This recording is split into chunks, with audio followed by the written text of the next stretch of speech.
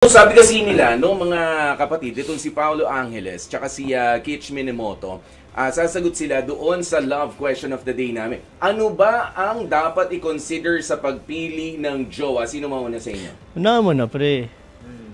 Si Paolo na muna. Siguro kasi siyempre, Lapit tayo ng konti sa mic. ng- Ano yun muna nga yan?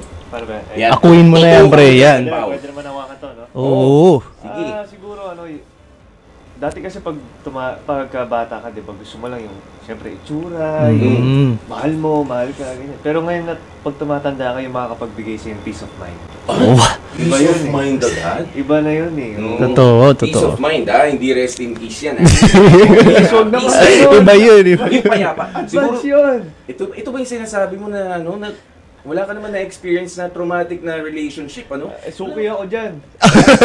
Suki ako dyan.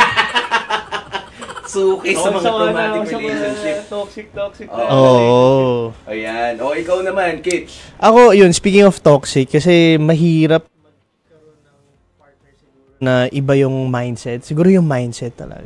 Mindset talaga. O, ano ba dapat yung mindset? Dapat open-minded. Yan. Oo. Dapat, syempre, positive lang. I mean, dami na nangyayari sa buhay ng bawat isa.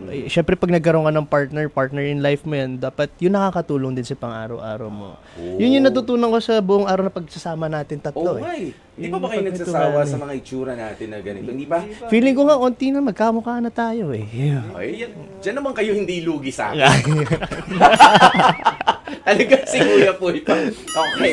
Ayan, pero syempre, binisita nga po tayo ng mga kapatid natin, sina Paolo and Kitch, para dito sa sisimulan na po natin sa Monday ito, no? Isang panibagong tututukan ninyo. Ayan, alam nyo, mas maganda yata yung mikropono ni Kitch.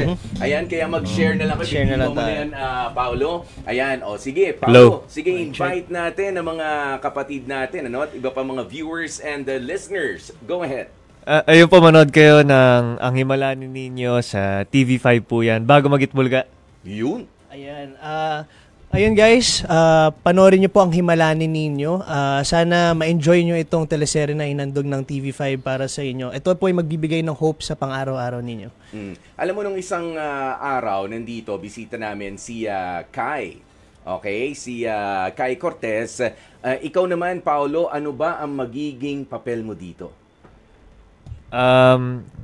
Ako po yung director. Joke lang, director. Joke lang.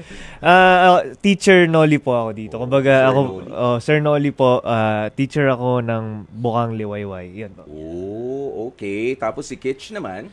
Ako naman po dito si Kuya B-Boy, ang tricycle driver na laging inuutusan sa Bukang Liwayway. Anytime, anywhere. Ba? Laging okay na okay, ano? May dagdag ko lang din po pala.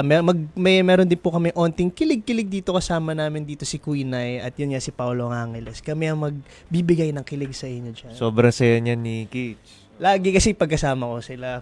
Pre naman. Si Paolo? O sino ba, Paolo? Sino ba? Hindi, masaya. Ano napapasaya? Masaya rin po si Paolo pag may shoot eh. Pag may shoot? Oo. Masaya rin pag may shoot eh. Ewan ko sa inyo. Basta ang alam ko ay shoot na shoot talaga yan. Yes, para sa shoot mga na kapatid natin, ano? At anong oras nga ulit? Saan? Mamaya mamimigay pa kami ng Sulit TV para mas malinaw yung panunood, 'di ba? Ng ng inyong palabas sa Monday na ito mag-uumpisa. Yes po. Okay, invite ulit natin ang mga kapatid natin. Go ahead. Ayun, inimbitahan po namin kayo manood ng Ang Himalanin Ninyo, 11:15 AM bago po yan mag-Itbulaga. Magsa-start na po siya September 30 next week po, Monday. Yun, Ang Himala ni Ninyo. Kaya naman samahan niyo po kami sa araw-araw na mga himala na ihahatid sa atin ng inyong mga kapatid dito sa TV5. Thank you once again, Paolo Angeles and Kitch Minamoto for dropping by.